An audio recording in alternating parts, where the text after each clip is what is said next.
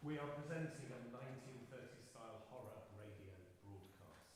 Everything will be live tonight. Voice actors, sound effects, music. We are working for an audience, not you guys, the listener. Balance may seem odd at times, but what we're working for is our audience who's listening in. So through these two microphones for voice actors and one over there dedicated to Foley effects. So as I said, it may seem odd at times. You have to imagine how it's all coalescing together in the ear of the listener. So you are witnesses to this, and we're going to ask for silence from you. We want our listeners at home to roar with laughter or scream with terror, not you guys. So we'll be on the air for about an hour with our trilogy of terror. So just to say, you'll see how one of these shows is put together. You see all the work that the voice actors do and how everyone works collaboratively on sound effects. And you'll see Russell, our musician, as well, what he's doing in terms of developing the story. I'm going to be listening into how it's broadcasting, so I may be fidgeting around at the front here and cueing certain things and maybe adjusting balance at certain times. So it's not a conventional theatre show. You're very much witnesses in the studio. Okay? So I think we're nearly ready to go. So actors, do you want to prepare yourselves, please?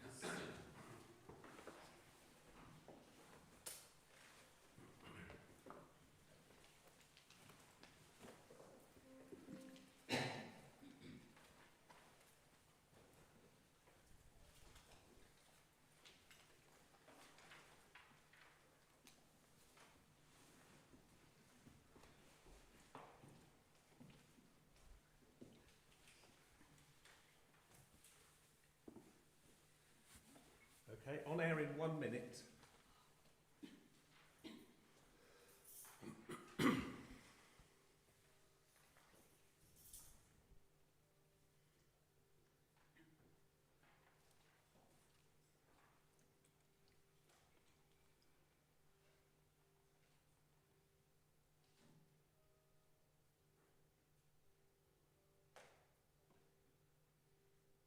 Okay, 30 seconds, please.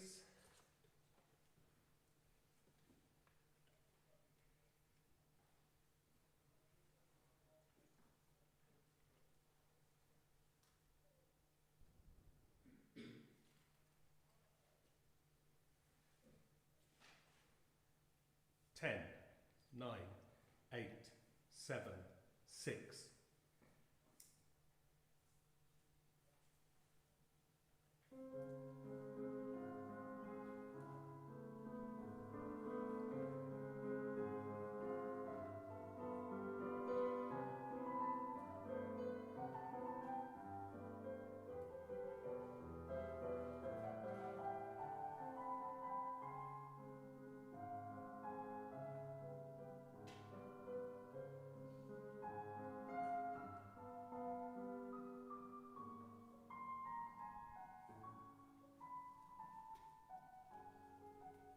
Good evening, ladies and gentlemen.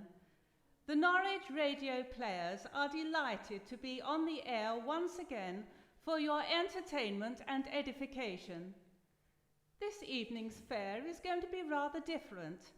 Our dear friends at that noble seat of learning, the University of East Anglia, have been collaborating with an equally fine academic institution north of the border, the University of Stirling, on a project titled The Media of Mediumship.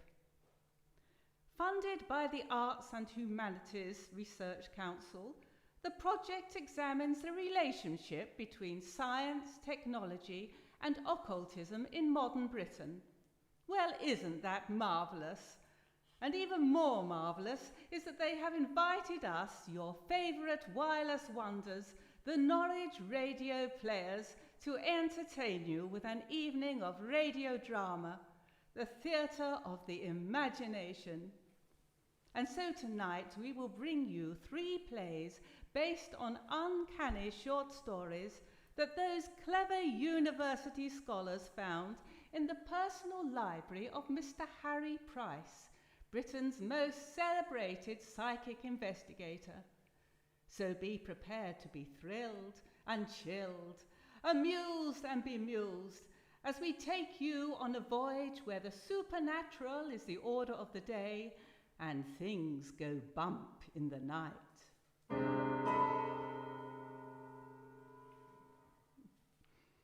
Now please don't worry, dearest listeners, you are in the safest of hands. Every precaution will be taken to ensure the safety of all in the studio and in your own homes. Moreover, you will be very pleased to know that our usual ensemble is here at your service, even if our offerings are inflected with something, shall we say, mysterioso.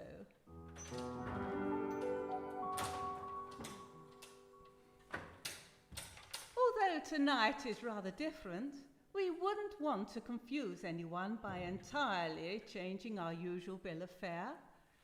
So, although tonight we are all about the witching hour, we will still have the weather forecast.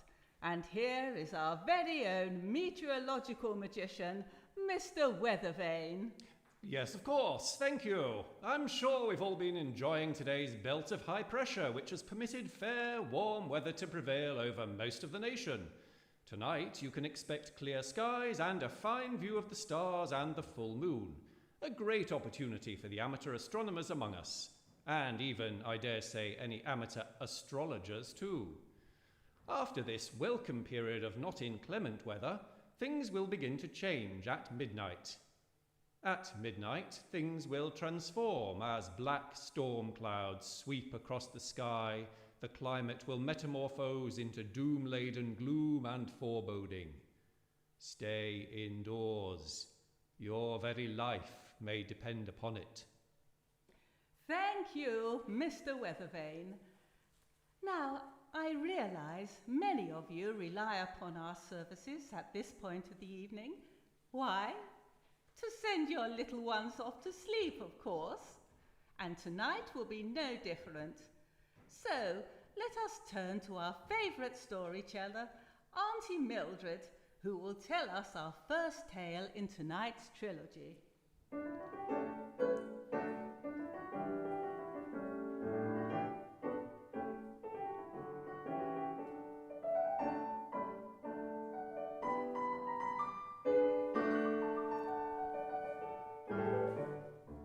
Good evening, tiny tots. Auntie Mildred here. Now, children, it is nearly the end of the day. Time for a tale to settle you down and give you sweet dreams. Well, I have just the story for you. Do you like tales of young princesses and mysterious, overgrown mazes under the light of the full moon? Of course you do. Well, sit quietly and I shall tell you. The Moon Slave.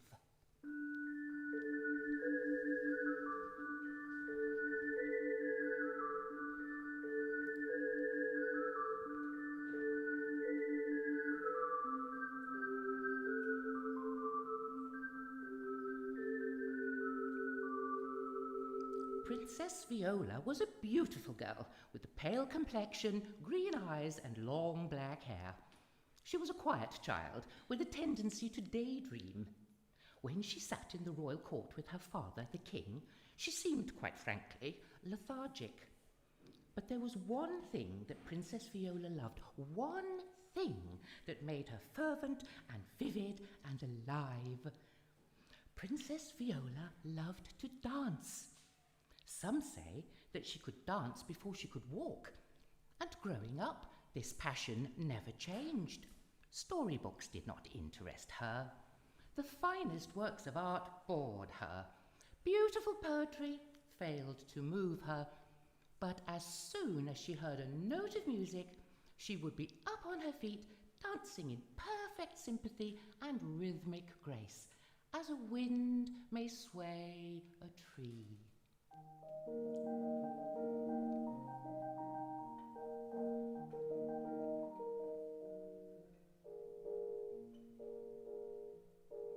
When Princess Viola turned 16, her father had an important announcement. Viola, come here. Yes, Father. You are 16 and no longer a child. Indeed, Father. It is time that you were betrothed. Betrothed? Yes, it is time you were married. But I don't want to be married. You will listen to my authority and you will be obedient. I don't want to be obedient. I don't want to be married. I just want to dance. What nonsense. You shall be married. That is my decree, and I have found a most eligible suitor for you, Prince Hugo. Prince Hugo? I've seen him before. He must be twice my age. But I swear he is noble, true and brave, and an heir to a magnificent kingdom. Please, Father, I don't want a husband or a kingdom. Just let me dance. You shall dance soon enough at your betrothal banquet. Prince Hugo was indeed twice Viola's age, but was, just as the king had promised, noble, true, and brave, and wealthy. He was also very kind, and he loved Princess Viola with all his heart. Princess Viola, however, thought nothing of Prince Hugo. It was the night of the betrothal, and a magnificent banquet was held.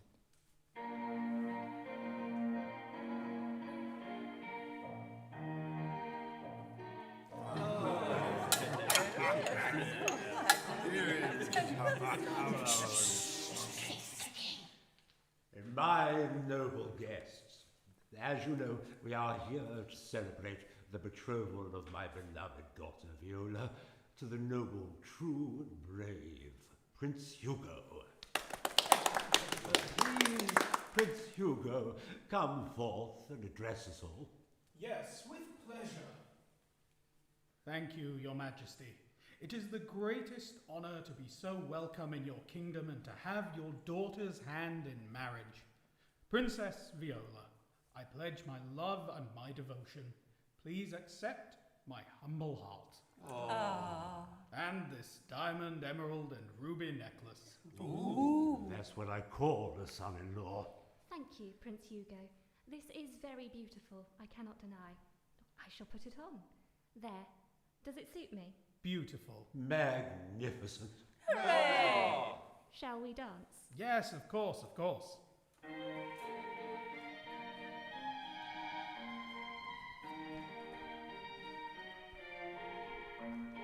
And so the dancing began. But it wasn't what Princess Viola called dancing. Prince Hugo seemed to misstep and miss the rhythm. It was embarrassing. Princess Viola did her best not to scream with laughter and abruptly took her leave. Are you all right, Viola? Yes, Hugo, fine. I just need some air. Of course. I shall return. And I shall be waiting, ready for the next dance. Princess Viola ran into the palace gardens, where she could laugh to her heart's content. Dancing! He thinks that's dancing. At that moment, in the light of the full moon, something caught her eye. The palace was ancient and the gardens neglected. There was one place Viola never went. Many, many years before, a maze had been built in the garden. It had been planned by a former king, but now its surrounding walls were crumbling and the hedges inside were wild and overgrown. It was closed to everyone, and the clue to the puzzle was long lost. It was dangerous and dark. Princess Viola knew she was forbidden to go there, and never in her life had she thought of it until she was 16. Until tonight. Until this, the night of her betrothal. She went to the gate and went inside.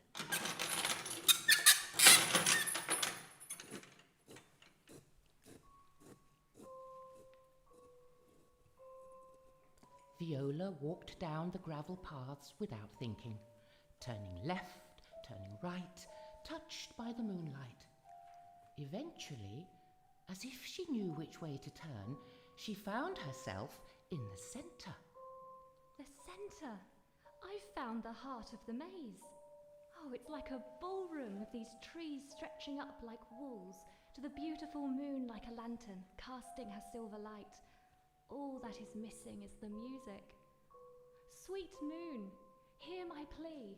Make your silver light come down in music to me. I will dance most deliciously. Ah, sweet moon, do this for me, and I will be your slave forever. You shall see.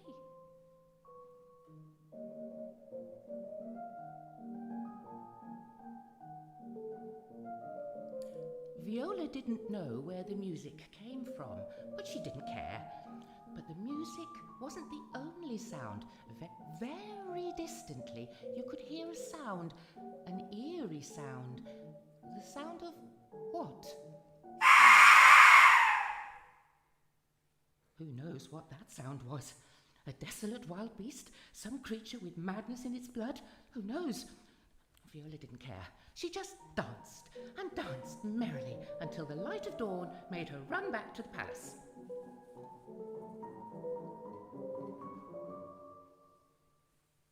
Viola, where have you been? What have you been doing?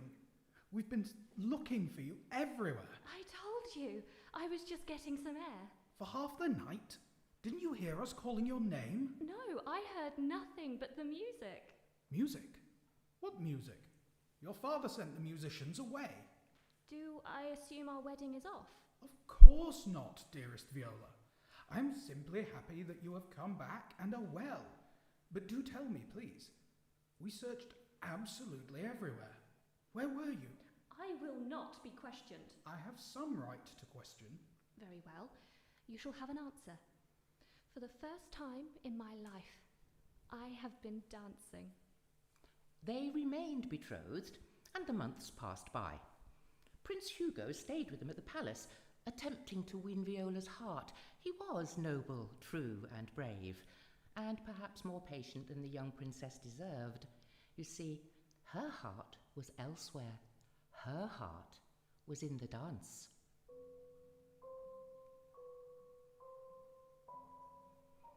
Every month, at the time of the full moon, Viola would escape to the centre of the maze and dance to the music of the moon. Although the hungry cry of strange beasts were fearful in a distant world far away and lost in the wilds. At first, her little secret amused her, and she chose not to tell anyone. But gradually, it began to disquiet her, and she dared not speak of it. Eventually, it terrified her. The call of the moon became more imperious and irresistible, and the eerie cry of the distant beast seemed to come closer and closer.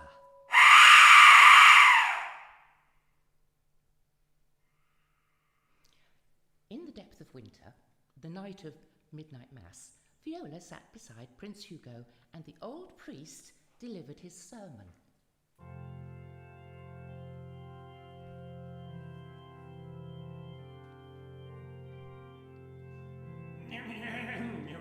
We all know that our own beloved Princess Viola loves to dance.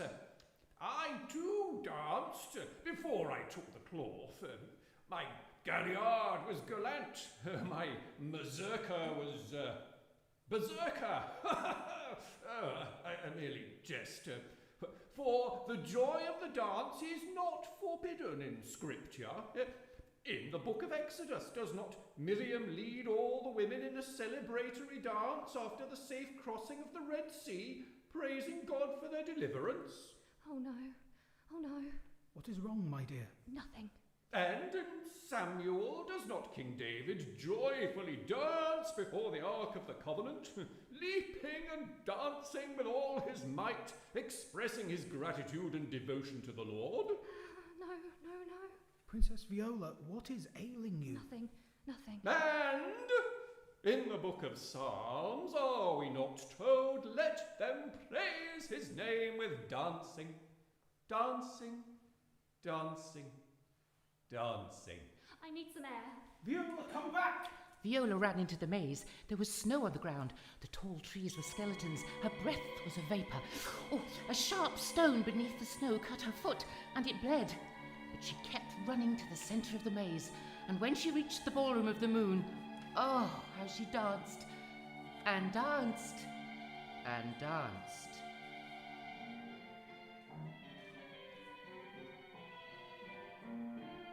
But Princess Viola was no longer dancing alone. Who's there? Who's there?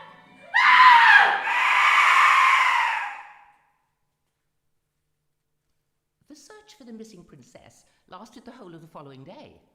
In the evening, Prince Hugo, his face anxious and firmly set, forced open the gate of the forsaken maze.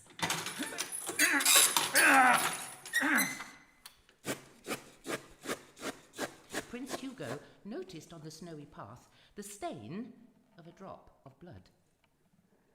And another stain. And another.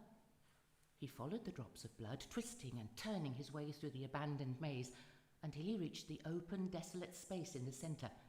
It was quite empty. He heard nothing but the wind.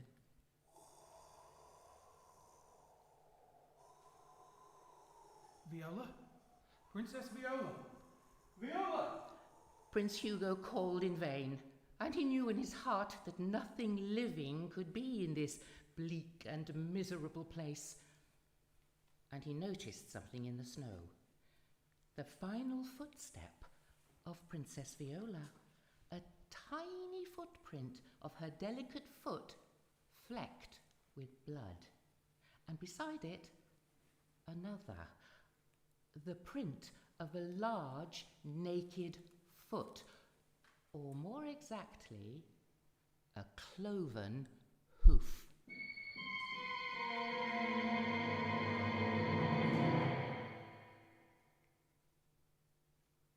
Wasn't that a marvellous tale? Now run along, little ones, up to bed.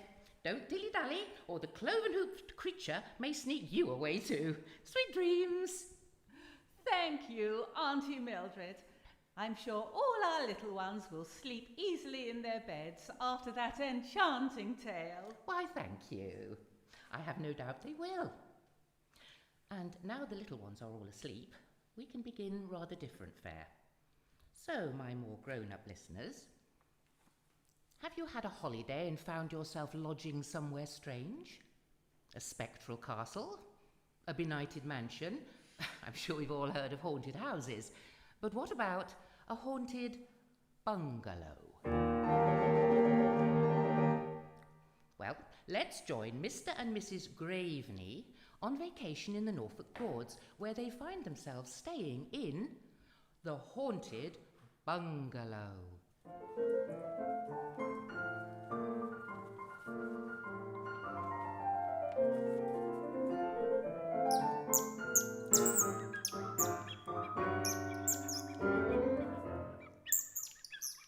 Hello, Mr. and Mrs. Graveney. I'm Mr. Knobloch Pimlico from the letting agency in Norwich.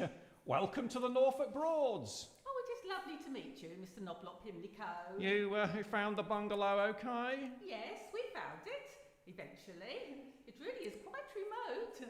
Felt like we hiked halfway across Norfolk. But I'm a good navigator. Learned that particular skill during the war. Oh, very good. So you're happy to be away from it all? This is exactly what we wanted. The bungalow is beautiful. Happy to be here, even if it is just for the one night. Yes, moving on tomorrow, yes? Our plan is to continue our navigations. Head north to the coast, then due east. Oh, really? Yes, Sheringham, Acham, Grimston, King's Lynn. That's the route she took after all. Who did? The L4 Zeppelin, of course. What else? East Anglia bombing raid, January 1950. Oh, yes.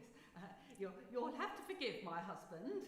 He's something of a great war fanatic. I saw action at Passchendaele, 1917.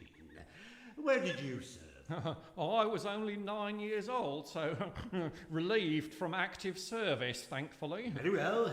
Stand down, stand down.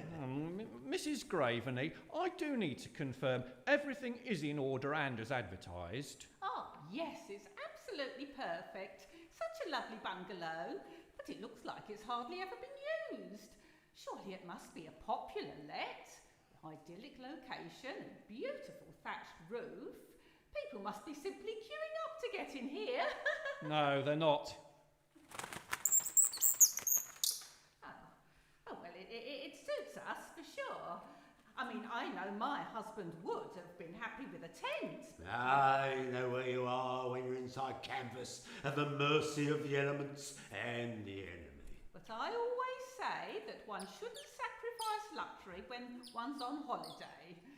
We booked a lovely hotel for the time we get to King's Lynn. Quite right. I must warn you, it can get cold at night, even in the summer. There should be some blankets and logs in the fireplace. I'm sure we'll be adequately prepared and equipped, Knobloch Pimlico. Please, Mr. Knobloch Pimlico, would you like a cup of tea or some other refreshment? Do come inside. No, I'm quite all right. I should head back. Back to Norwich? But you've only just got here. It would be good to get back to Norwich before it gets dark. Devil of a job. I mean, very challenging to get back in the dark. But it's summer. It won't be dark for hours yet. Oh, come inside. No chance. I really must be off. Toodle pip. Not even for some tea and biscuits in the garden? Give you sustenance for your long journey home? No, I must be going. Goodbye. I will return tomorrow morning to make sure you have... Survived the night. Bye. Was it me? Or did Mr. Knobloch Pimlico seem frightfully nervous? Yes, he did rather. I remember some of the lads were like that on the front. Shell shock. Oh, don't be so ridiculous. Mr. Knobloch Pimlico's not a Tommy in the trenches. He's a letting agent from Norwich. That may well be, but I recognise that look, the 1,000-yard stare. Oh, don't be so ridiculous. He just wanted to get home. I'm not so sure. Did you see his eyes? Did you see his eyes? Oh, well, he'd probably had enough of you and all your wretched war talk. Enough to make anybody glaze over, that is. Well, at ease, my dear. Just us now. I seem to recall you mentioned a cup of tea. Oh, well, yes, but why not something a little stronger? Gin and tonics in the great outdoors. My favourite kind of rations. Oh, indeed. Cheers. Cheers. Oh, yes, it will do us good, being away from the city smoke. Yes, quite splendid. Look at the nature. Beautiful sky, the glistening broad, the birds singing. Quite a contrast. Contrast to what? You know, no man's land. Oh, no. Big skies there too, and flat earth, but not so verdant. Deathly dirty, dark. Mortimer. Sorry. Come on, drink up. That is most queer. What is, dear? It's beginning to get dark already. Well, so it is. But it's hardly the time. This is summer, not the depth of winter. Heavy clouds? A storm coming? No, just look. The sky is as clear as anything. It seems like the sun is actually setting. Well, perhaps it's setting early tonight. Don't be absurd. Well, maybe we've simply lost track of time. My watch is never wrong. It should be broad daylight and not twilight. Well, how extraordinary. I don't like it at all. Feels like foul play. Oh, well, there's not much we can do about it now, apart from one thing. And what's that? More gin. That's a capital idea. Oh, good health. Bottoms up.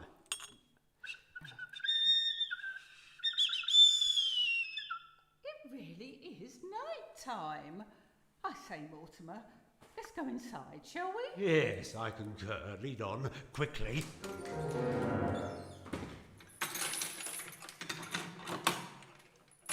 I know you can probably leave your door unlocked out here, but, Well, let's not do that. Quite right. There is something mysterious going on. I don't like this at all. You don't think it's the Bosch, do you? Planning a Second World War? No, Mortimer. I think one world war was quite enough for everybody. But I do have to say, now that it's night, it really is cold in here.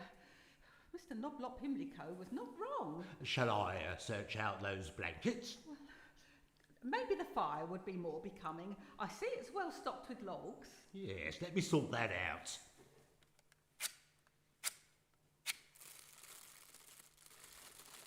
Ah, that's better. Good heavens, who can that be? Oh, it must be perhaps Noblop Pimlico. He wants a biscuit after all. Well, I suppose it could be him. But I don't think it is. Let's find out.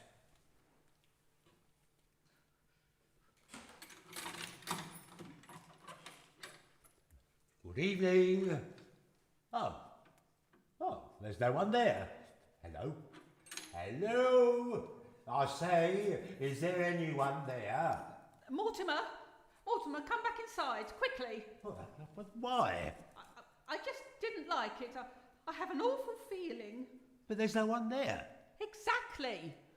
But how can nobody knock a door as firmly as that? Oh, stop.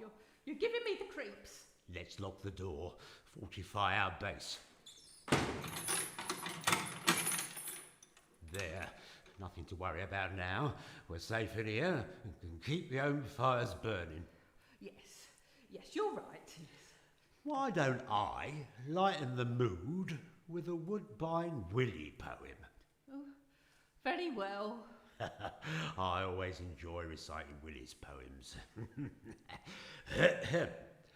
When there ain't no gal to kiss ya, and the postman seems to miss ya, and the fags are skipped an issue, carry on.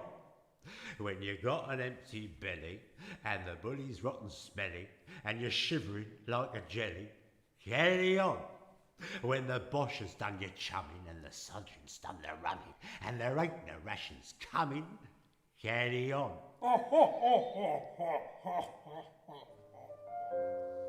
Mortimer, did you hear that laugh? Laughter? I thought that was you, my dear. Well, of course it wasn't me. Good. It would be frightfully unfair to laugh at my Woodbine Willie. I could clearly hear a man laughing. And now a woman. Or is it a child? Oh, you heard that? Yes, I did. Perhaps there is someone outside. No, Mortimer. It sounded like it was indoors. Definitely inside. With us.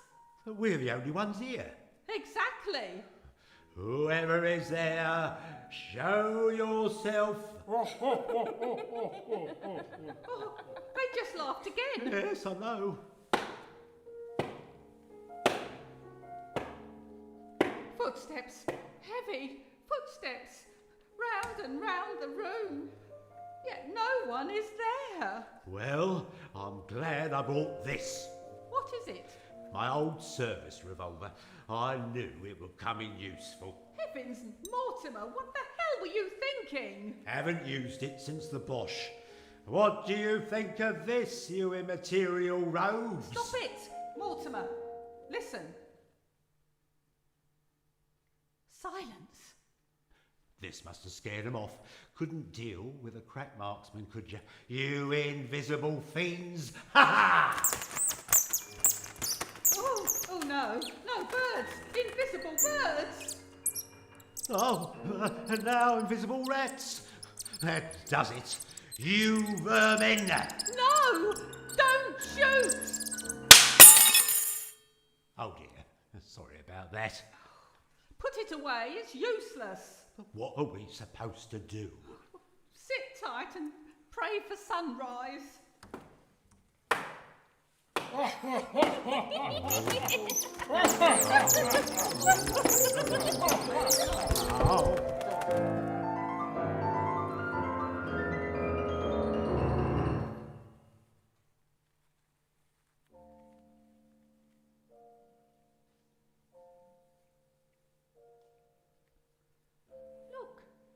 Mortimer, the sun is shining. It must be dawn. Yes, thank the heavens. Oh, no. Not again. I say, Mr. and Mrs. Graveney. Oh, it's Mr. Noblop Himlico.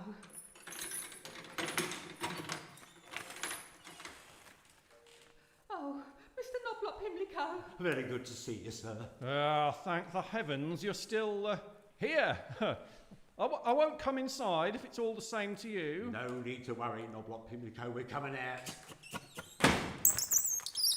Oh, that's better. I hope you had a pleasant night. No need to answer. Have you got all your possessions? Yes, we have. We are packed and ready to go. Good, good. Did you want to go back inside to check? No! Looks like you'll be the last residents of this bungalow. Really? How so? Oh, didn't I tell you yesterday? This bungalow was owned by a man, a scientist of sorts, who did all kinds of unspeakable experiments in an attempt to prove the existence of the spirit world and the supernatural. Terrible things went on here. Summonings, rituals, evocations, wicked rites. The owner was a perfectly pleasant chap, but evidently the unalloyed embodiment of pure evil. What a cad. Are you sure I didn't tell you? No, Noblop Pimlico, you did not divulge any such information. Please don't court-martial me for withholding reports, Mr. Graveney. Funny, eh? Well, by chance would have it, I found a letter waiting in my office this morning from the owner's family, instructing us to get rid of the place. You mean it's going on the market? Oh, no. I've been told to destroy it and all its contents. I beg your pardon? If you've got all your possessions, then I shall begin. Yes, we have.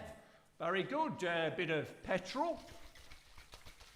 It'll do it. So now a little flame.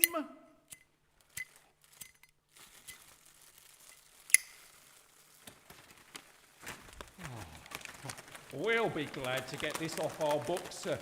Oh, that thatch is lighting up a treat. Good luck with the Zeppelin trail, Mr. Graveney.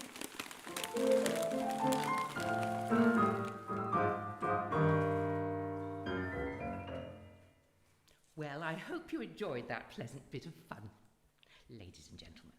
And now, dear listeners, it's time for our final offering in our Media of Mediumship trilogy, our foray into the dark side. Be prepared. This is a tale which might play on your mind. Sit comfortably and listen to The Demon.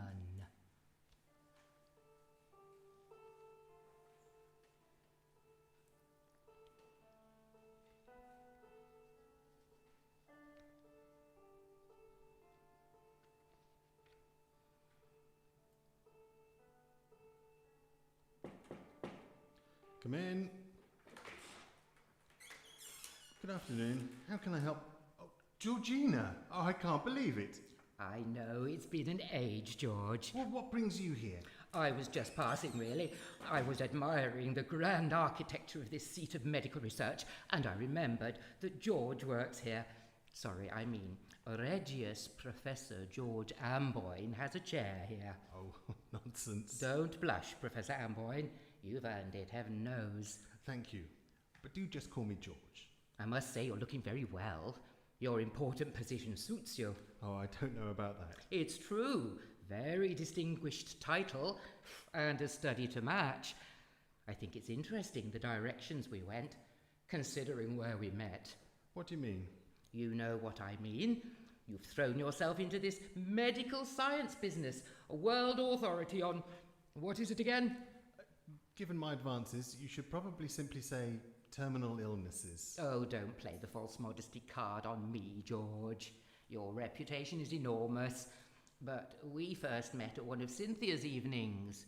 Used to see you there often. You, the poor old scholar. Nothing wrong with a social life. They were very good parties. I appreciated the food and wine. And the company.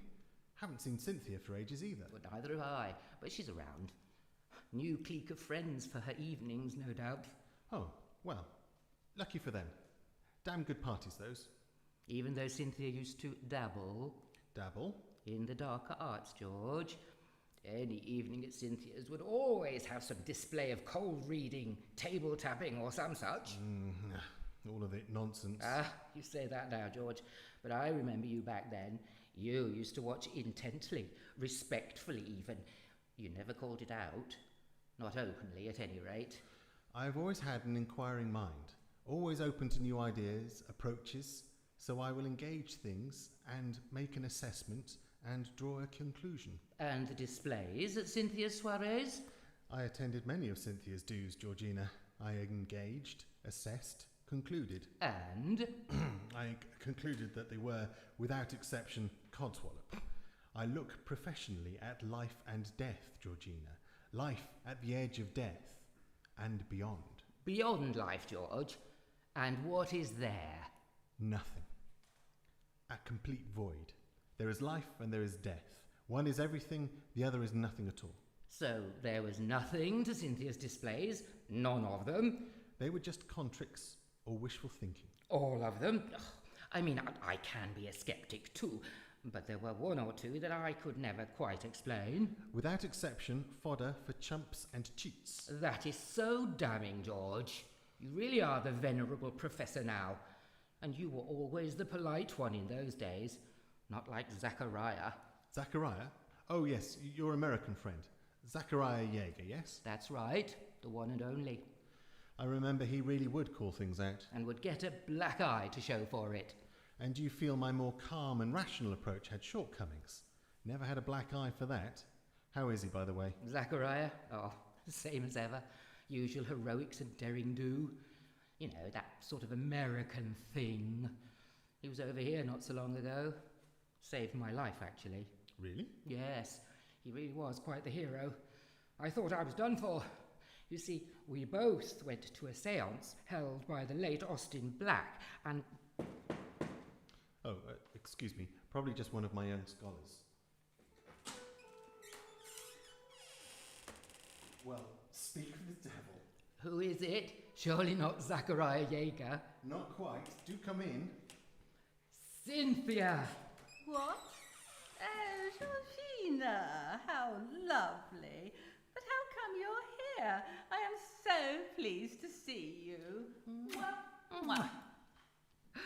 Oh, it's the funniest thing. I just thought I'd see if George was in. Sorry, let's get this right. Regius Professor George Amboyne. Yes, I know. We were talking about your marvellous parties, Cynthia. Still having those? Not so many. We were saying how much we missed them. It was always a privilege being invited, and we assumed we dropped off the list of privileged people. Oh, it was never a clique, Georgina, although sometimes it felt like a coven. And some of the guests and displays, extraordinary. Oh, yes, wasn't it simply marvellous? And good old George here was always on his best behaviour. I'm a scientist. Call it a shortcoming, if you will, a lack of imagination. But I am open to anything, and being a scientist, I observe, assess, conclude. I was nothing if not polite. No, but I could always read your judgmental little mind, George. No, I don't think you could. Yes, and I was always hoping we might convert you to the dark side. Always fun when you get a rationalist stumped. Isn't it just? I remember you were fairly astonished when you met the talking platypus. Oh, yes, I remember that. Astonished? That was pain. It bit me. Bit you with a duck bill. Please, it bloody hurt, you know. I still bear the scar. A skeptic mind with a septic thumb. I believe there might have been some truth to that one. Please, talking with a duck bill. Oh, yes, all good memories. Cynthia, I'm rather puzzled. What has brought us three back together again? Were you just passing through? No, I'm afraid not, Georgina. No, I'm sorry to say I have been in one of the clinics just down the corridor. Really? I hope you're well. Not really, Georgina. I'm sorry, I can't bring myself to say it. It's silly, really, but to say it would be to own it. And I don't wish to own this wretched thing. Here, George, it's in this letter, my diagnosis. Let's see what we have here. This is very serious, Cynthia. I know it is. It's hard to believe. You seem so well. I may seem well now, but it's just a question of time. Yes, that is true, I'm afraid. A question of time. Here you are. You'd better put this safe. Oh no, what on earth is it? I cannot say it. I do not wish to own it. I will not give it that victory over me. But it's not going to go away, Cynthia. With this form of... And you must not say it either, George. Very well, I understand.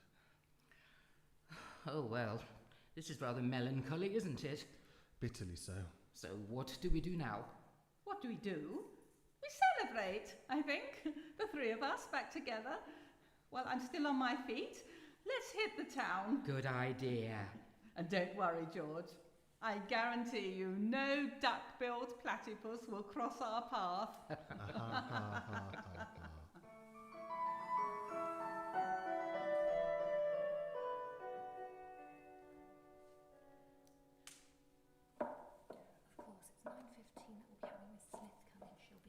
Georgina, over here.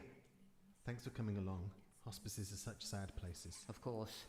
Hard to believe that it was just a few weeks ago that we were out on the town. She seemed so well. But I suppose it's true. It was just a matter of time. Shall we go in and see her? Yes. Excuse me, nurse. Can we go in now? To see Miss Carleon? Yes, of course. Just try not to get her too excited. She's very tired. Understood. Hello, Cynthia. Who's that? Georgina and George. So kind of you to come and visit me. I'm afraid I'm not quite up for a party at the moment. You just rest. You take it easy. No, don't try to sit up. You're fine, just there. George, now, I want to ask you something. Anything. I know you are the great scientist. It was good of you to humour my dabbling. I enjoyed it. Well, pretty much all of it. The platypus. No, easy now. Here, take a sip of water.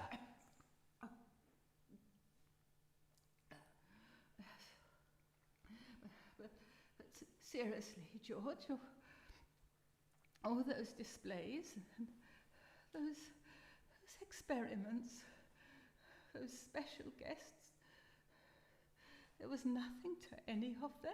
I'm afraid not. None of all? None of them? I engaged, assessed, concluded. Nothing to any of it. Oh dear, that is such a shame. I gave it a fair chance, but moved on. But you don't have to, Cynthia. I'm a natural skeptic, but I'm always willing to be impressed. And so is Zach. Remember him, Cynthia? Zachariah Yeager. Excuse me, do you, Mum? Out of my way! You can't just barge in here like this. Time is of the essence. We have very ill residents here, and we do not want any unnecessary commotion. Do not pester me! Cynthia, it is nearly time. Oh, I see we have guests. Yes, just old friends. This is Georgina Carver and Regius Professor George Amboyne. This is Zoltan Green. Did you remember him from some of the old soirees? Yes, of course. How could I forget? Well, I don't remember you. Anyway, Cynthia, time is pressing. I have made the tincture, I have the candles and the book. I don't think I'll ever forget the summoning you did.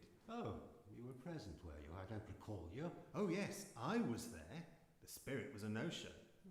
Too many people, too much doubt in the room. Don't tell me. Your mighty spirit you promised was shy.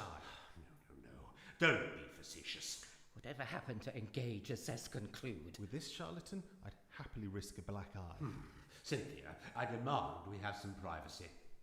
What are you doing here? You mentioned candles and tincture, not some black sorcery, surely. I would not call it black sorcery. Only an idiot would call it black sorcery. In the company of a very sick and vulnerable woman, you should be ashamed. Ashamed? How dare you? I'm trying to offer Cynthia some hope, some solace. You great man of medicine, why are you so closed? Closed to any idea beyond the covers of your learned journals and the conventional rules of your traditional academy? Open your mind for once in your life. It is you who are blinkered, sir. Physician, heal thyself. Will you please keep quiet? You are causing a disturbance. I don't want to hear either of your voices again. Sorry, we seem to have a full-scale battle in the room. All the forces of the occult against the bastion of reason. I don't care what you call it. Please be quiet. And there can only be one victor, reason. Says a man too weak to look beyond the tried old conventions of traditional medicine. Shut up. Yes, that's quite enough, both of you. Who I want to hear from is Cynthia.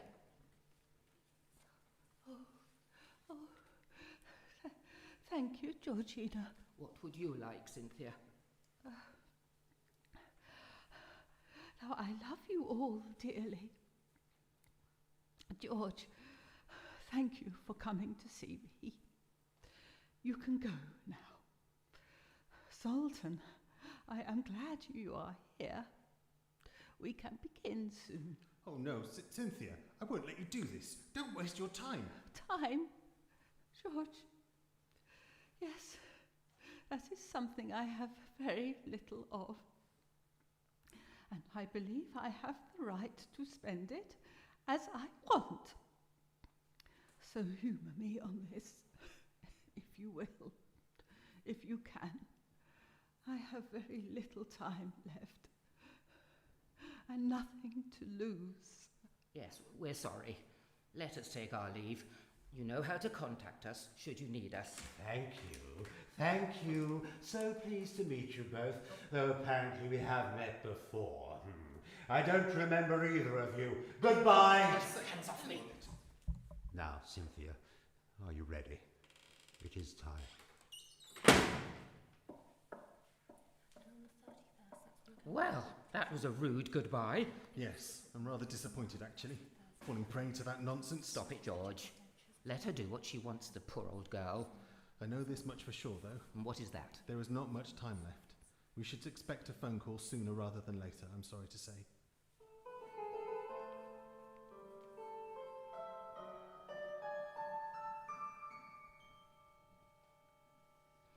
I can't understand it, George. Why haven't we heard? I don't know. It must have happened by now. She must have passed. It must have been a month now. Easily. But no one said anything. No announcement, nothing. Oh, I can't stand it. I'm going to phone the hospice now. Very well.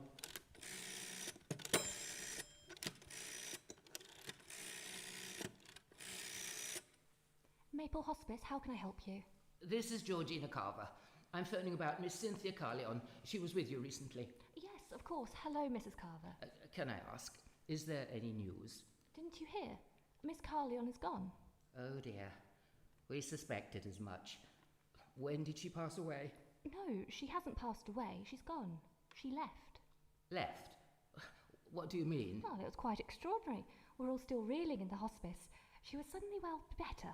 She got out of bed, packed her things and discharged herself. When did this happen? Around 3 weeks ago. Give me that phone. Professor Amboyne here. What did you say to my friend? Miss Carleon. Your friend, Miss Cynthia Carleon. She's made a full recovery and discharged herself. She's better. I think you'll find that's impossible. Well, it's true. You must be talking about a different person. Just to let you know, I am Regius Professor George Amboyne and an expert in the medical sciences. Well, what can I say, Professor? She got dressed and off she went. 3 weeks ago. It was incredible. Do you know where she went? Did she go home? She was collected by a friend, a rather mysterious gentleman. Mr. Green, Zoltan Green. Oh, she was she? You don't happen to know his address, do you? I'm afraid I don't, sir. And even if I did, we can't give out addresses to anyone who telephones. even if they claim to be a famous professor. Thank you very much. Well, I never. How extraordinary. It's a miracle. It must be. Rubbish. There's no such thing as miracles. Well, then in that case, George, think rationally if you can. There must be a logical explanation. Yes, some mix-up, some misdiagnosis. Could be. But one thing is for sure. What is that? We need to see her. That wretched Zoltan Green. Let's find out where that rogue lives. That's probably the nurse calling back. Hello? Professor Amboyne speaking. Is that Reggie? I beg your pardon? Is that Reggie? I think you must have misdialed. There's no Reggie here. No, don't dial off, please. If not Reggie, then George? George? Yes, Reggie, George, something like that. Well, that is rather amusing. I am a George Amboyne. I'm Reggie's professor of... Yes, Reggie, you see. Oh dear, I think this might be some sort of prank, either on you or on me. Please listen. I'm calling from the house of Zoltan Green. He's my master. There's someone here, a house guest. Must be Cynthia. She gave me a telephone number and the name Reggie or George. She keeps calling out for you something awful. And her language, it's something frightful. Can I speak to her, please? No, you can't. How about Zoltan Green? No, I'm sorry, he's with her now. Please, come quickly. I'll give you the address now.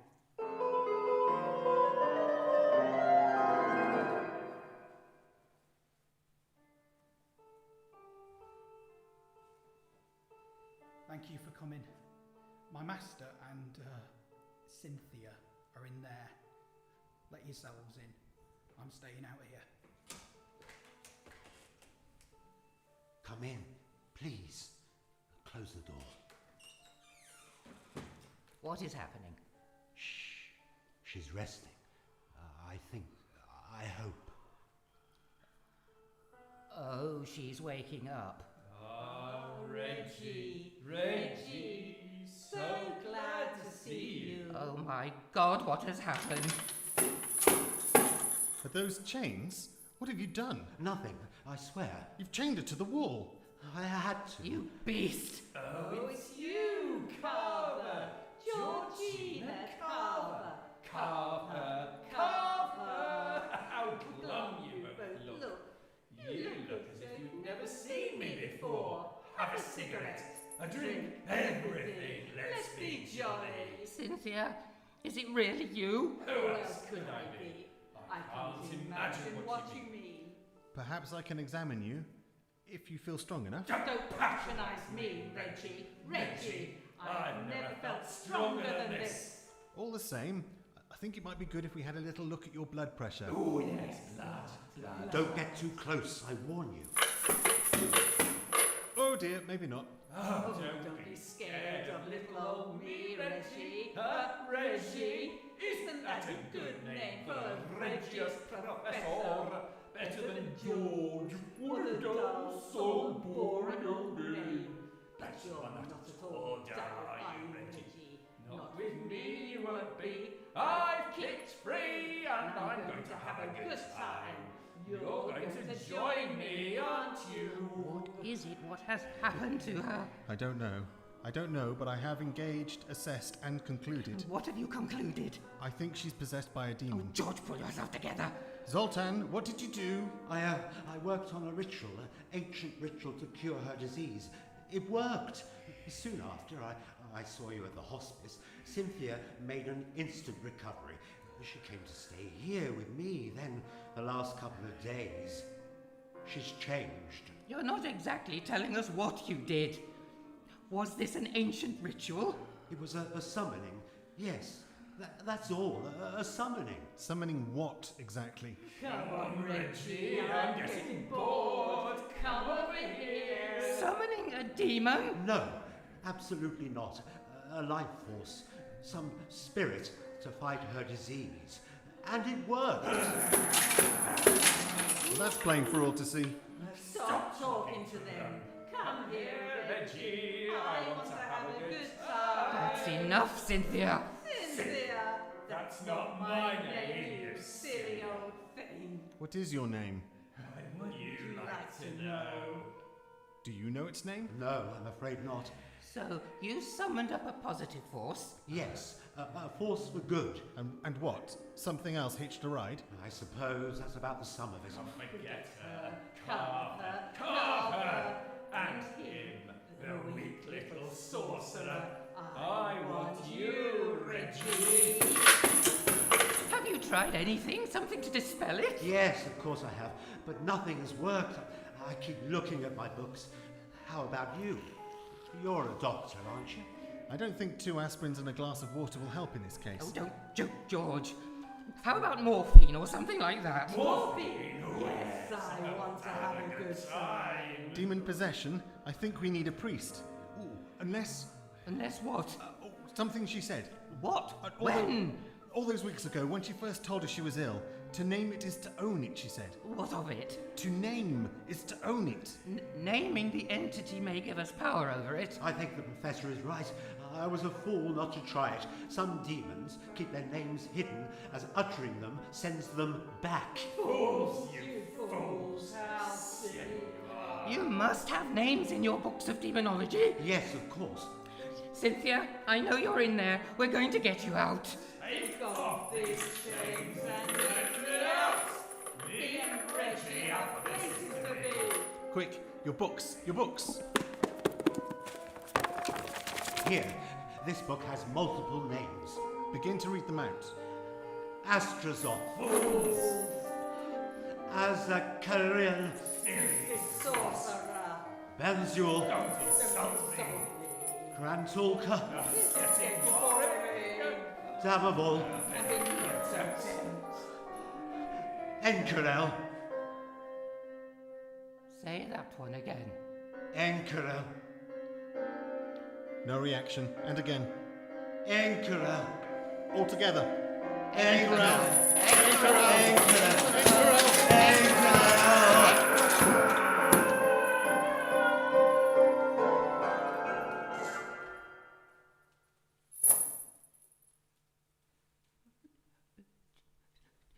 George? Oh,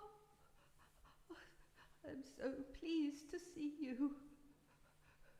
Don't let them take me away again. Of course. I will look after you. You rest now. Oh, thank you, George. Time has run out. But it's not too late, is it? No, of course not. It's never too late. Cynthia, thank heavens you're back. It's no use, Georgina. I'm afraid she's gone.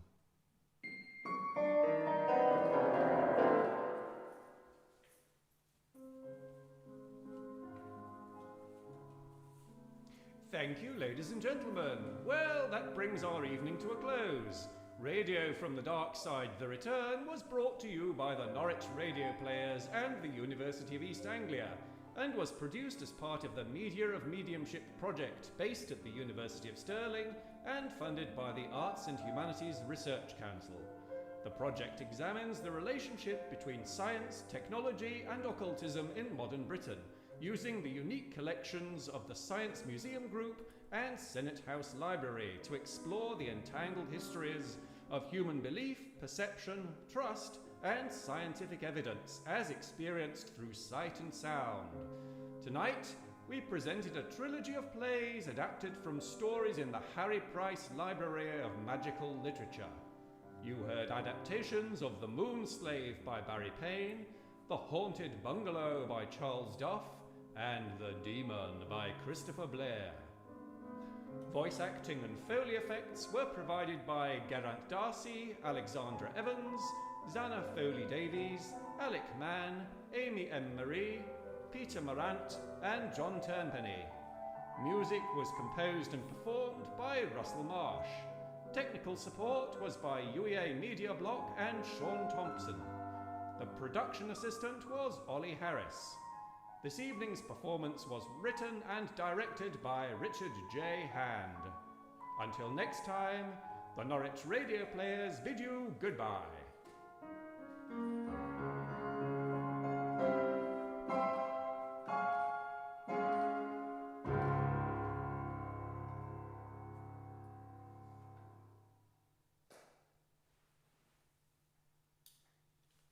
you.